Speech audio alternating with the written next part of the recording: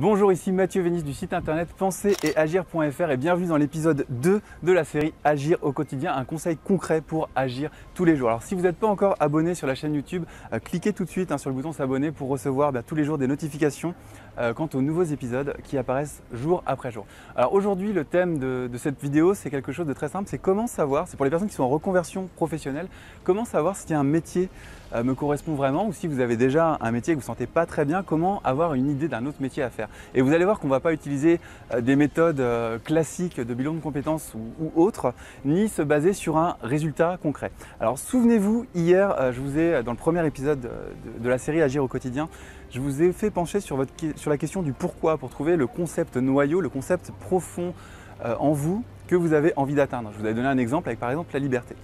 Ce que j'aimerais que vous fassiez, généralement, la plupart des gens, quand ils pensent à se reconvertir professionnellement ou ils se sentent pas à l'aise dans leur emploi, généralement, ils pensent plutôt à deux choses, on va dire le salaire qu'ils ont en fin de mois. Et la deuxième chose, c'est un peu l'aspect social, c'est-à-dire le prestige d'exercer tel ou tel métier. Par exemple, le prestige d'être médecin, le prestige d'être ingénieur, c'est-à-dire des métiers qui sont reconnus au sein de la société. Et moi, je vais vous proposer une réflexion différente qui est assez simple, c'est de vous projeter en fait dans 10 ans. Par exemple, vous prenez une vraie projection, vous vous projetez dans le futur à 10 ans, et là, vous prenez une feuille de papier et vous rédigez sur une feuille de papier A4, votre journée moyenne idéale. Alors qu'est-ce que c'est qu'une journée moyenne idéale? C'est quelque chose de très très simple. C'est quelque chose où vous dites, voilà, je me lève à telle heure. Quand vous rédigez ça, vous ne pensez pas à toutes les limites, qu'elles soient géographiques, financières ou autres, ou temporelles. Vous rédigez juste ça, voilà, je me lève par exemple à 9 h, je prends mon petit déjeuner, au petit déjeuner je mange ça, ensuite je vais faire du sport peut-être, ensuite je travaille que l'après-midi, ou alors je travaille toute la journée, ou peut-être que je travaille de nuit, ça va dépendre de vous. Vous rédigez quelque chose sur une feuille A4 qui va décrire une journée idéale moyenne. Et une journée idéale moyenne, c'est une métaphore bien sûr, mais c'est comme si vous pouviez reproduire la même journée tous les jours à l'infini, tout en étant heureux. Donc on va encore, comme ce que je vous disais dans la vidéo d'hier, mais on approfondit cette fois un petit peu plus. On ne va pas s'intéresser à des critères de réussite, de résultats, mais on va s'intéresser à du bien-être au quotidien, des choses simples. À partir de cette journée moyenne idéale que vous aurez écrite comme quelque chose dans 10 ans, vous allez en définir, rechercher l'une de vos passions qui correspondrait à ce type de journée. Alors l'une de vos passions, c'est à vous de voir, voilà, vous vous dites ok, je suis passionné, je sais pas, de musique par exemple, eh bien je pourrais peut-être avoir une activité de musique qui me permettra d'avoir la journée idéale que je viens d'écrire sur ce papier. Ensuite, une fois que vous avez la passion c'est quelque chose qui est abstrait. Vous pouvez dire je suis fan de musique, c'est pas ça qui va vous faire vivre. Ce qu'il faut faire ensuite, c'est essayer de déterminer une activité professionnelle qui va être en rapport avec cette passion.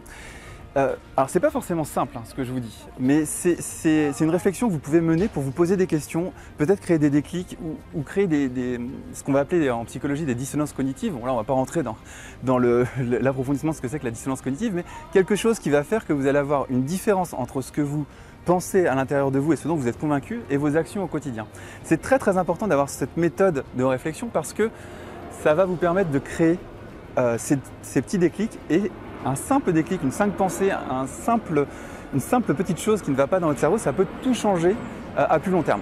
Et l'intérêt de cette méthode que je vous propose aujourd'hui, c'est qu'en vous projetant 10 ans dans le futur, en oubliant tous les aspects financiers, géographiques, vous allez vraiment révéler quelque chose auquel vous ne pouvez pas penser si vous pensez avec les limitations actuelles, quelles qu'elles soient.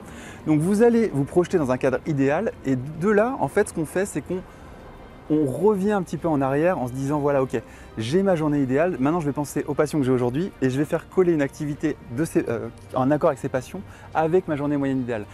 Ça permet ensuite d'identifier des métiers qui vous correspondent vraiment et surtout d'amener une autre réflexion. Alors je ne dis pas que toutes les méthodes classiques, le bilan de compétences, tout ce qui existe est à jeter, absolument pas. C'est des méthodes qui sont complémentaires. Maintenant, si vous êtes en reconversion professionnelle ou si vous souhaitez l'être plus tard, vous vous dites, voilà, il faut que je change de métier. Il y a plein de gens qui se disent ça, mais qui n'agissent jamais. Déjà, commencez à faire ce type de réflexion. Vous pouvez faire un bilan de compétences classique. Là, vous trouvez plein de conseils partout. C'est fait et refait. Et à côté, faire cette réflexion que je vous ai dit de projection dans l'avenir, retour en arrière, travailler sur le bien-être quotidien et les passions. Et vous allez voir si les deux astuces que je vous donne, les deux méthodes de raisonnement se rejoignent sur un métier que vous avez identifié. Ça va vous donner de la confiance, ça va vous donner de l'envie d'agir et d'atteindre, tout simplement de réaliser vos rêves et de faire quelque chose qui vous plaît toujours au quotidien. Surtout, oubliez les environnements sociaux, oubliez les remarques de la famille, oubliez les remarques des collègues. Intéressez-vous à vos besoins profonds et à ce que vous aurez écrit dans votre jour moyen idéal projeté à 10 ans comme je vous l'ai expliqué dans cette vidéo. Voilà, c'était Mathieu Vénis du site internet penser et agir.fr. Si vous avez aimé cette vidéo, eh bien partagez-la sur vos réseaux sociaux préférés, excusez-moi j'en bafouille, Facebook, YouTube, Twitter, ce que vous voulez. Et si vous voulez aller un petit peu plus loin avec moi, eh bien je vous invite à cliquer sur le bouton qui s'affiche en ce moment sur la vidéo et puis vous allez rentrer dans une formation gratuite de 11 jours sur les habitudes de vie, c'est-à-dire quels sont les réflexes quotidiens qu'ont les personnes qui réussissent, qui se bougent et qui veulent aller au bout de leur rêve. Voilà, c'était Mathieu Vénis et je vous dis à demain pour l'épisode 3.